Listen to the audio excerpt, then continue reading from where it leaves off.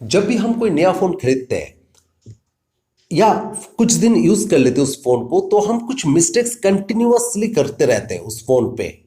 और हम ये सोचते हैं कि ये कोई मिस्टेक्स नहीं है, बल्कि ये हमारे स्मार्टनेस है। जितना स्मार्ट मेरा फोन है उतना स्मार्ट हम भी है।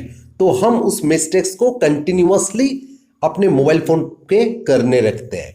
वो मिस्टेक्स कौन कौन से हैं? जी हाँ, यही हम डिस्कस करेंगे आज। तो हाय फ्रेंड, आप कैसे हो?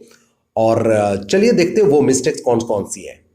तो सबसे पहला मिस्टेक हम क्या करते हैं, जब भी हमें कोई एपीके फाइल चाहिए तो हम उसे प्ले स्टोर से डाउनलोड ना करते हुए कभी कभी हम उसे ब्राउजर में ढूंढने लगते हैं और हम देखते हैं कौन से वेबसाइट में वो एपीके फाइल अवेलेबल है। और हम क्या करते हैं, उस एपीके फाइल को उस अनट्रस्टेड वेबसाइट से हम डाउनलोड कर लेते हैं। और इस तरह के एपीके फाइल्स को इंस्टॉल करके आप अपने सिक्योरिटी के साथ कॉम्प्रोमाइज कर रही हो। जी हाँ, आपके डेटा बिल्कुल सिक्योर नहीं है उस कंडीशन में जब आप एपीके फाइल को अनट्रस्टेड वेबसाइट से, मतलब प्ले स्टोर से डाउनलोड ना करते हुए, अब जब दूसरे एरागेरा वेबसाइट से डाउनलोड करके आप इंस्टॉल करते हो तो उससे आप अपने सिक्योरिटी, अपने डेटा को कॉम्प्रोमाइज कर रहे हो।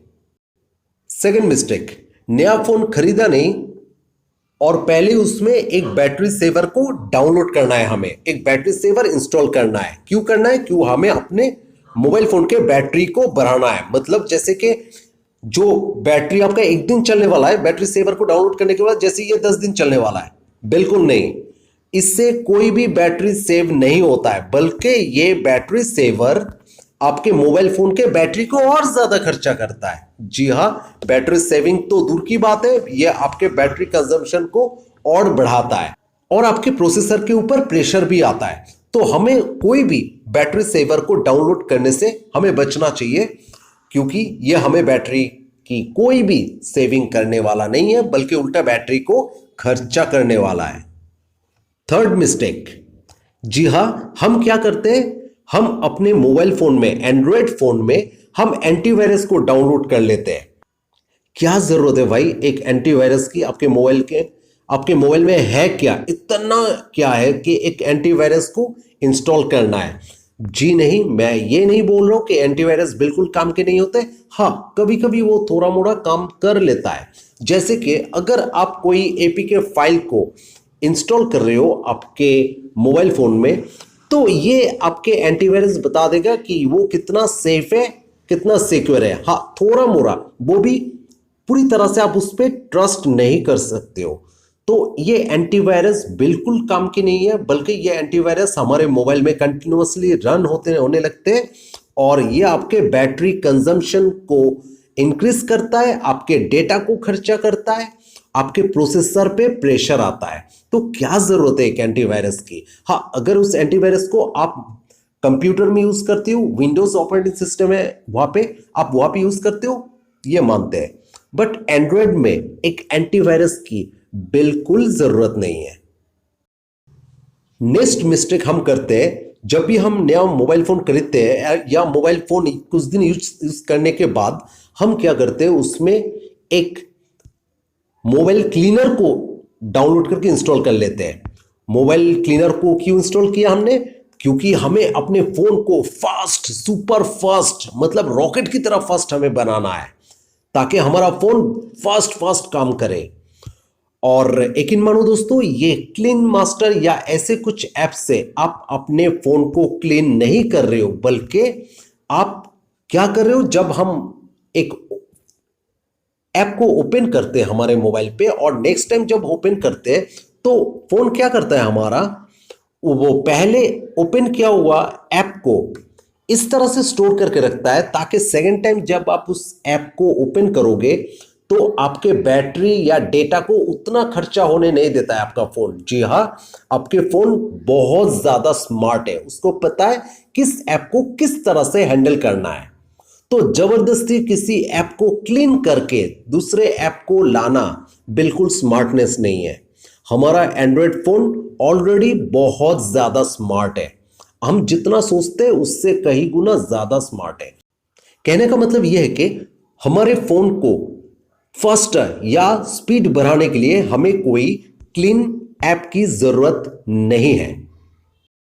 नेक्स्ट गलती हम क्या करते हैं, जब भी हम फ्री बैठते हैं तो हम अपने मोबाइल फोन को खोल के और ऐसे ऐसे जितने भी एप्स ऑलरेडी ओपन थे हम उन एप्स को इस तरह से हम क्लीन करने लगते हैं और हम सोचते हैं कि हम अपने मोबाइल को क्लीन कर लिया है, लेकिन बिल्कुल गलत आइडिया ही है।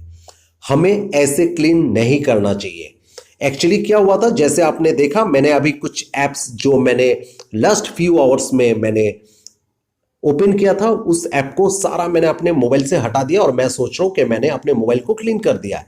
बिल्कुल नहीं, क्योंकि सेकंड टाइम जब मैं इस ऐप को ओपन करूंगा तो मेरा फोन जीरो से स्टार्ट करेगा उस ऐप को, और जीरो से ऐप करेगा, स्टार्ट करेगा उस ऐप को, मतलब बैटरी भी आपका कंज्यूम हो रहा है और यहां पे आपका डेटा भी खर्चा हो रहा है। तो क्या फायदा है ऐसे क्लीनिंग का। नेक्स्ट मिस्टेक हम जो करते हैं, हम क्या करने लगते हैं, सेटिंग में जाके हम स्टोरेज में फिर सारे ऐप्स को निकाल के एक एक ऐप को पकड़ पकड़ के हम उसके कैश मेमोरी को डिलीट करने लगते हैं। जैसे कि जो मेरा कैश मेमोरी है मैंने उसको क्लियर कर दिया।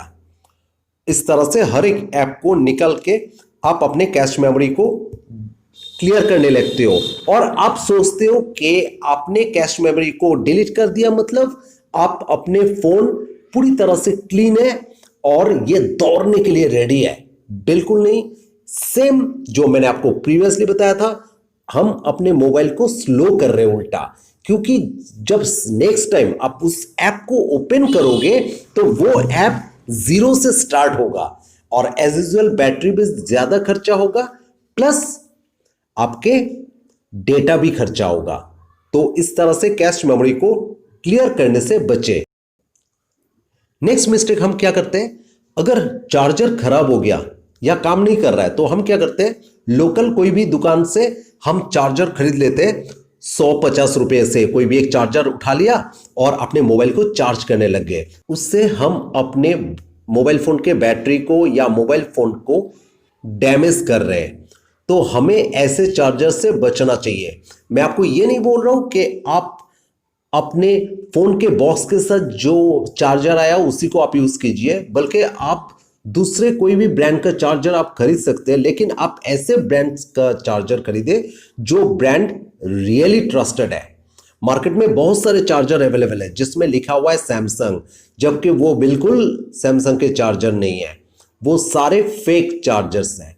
तो हमें उन तरह के चार्जर्स या उन तरह के एसेसरीज से हमें अपने स्मार्टफोन को बचाना चाहिए। नेक्स्ट मिस्टेक उन लोगों के लिए जो अपने फोन को कभी स्विच ऑफ या रिस्टार्ट नहीं करते।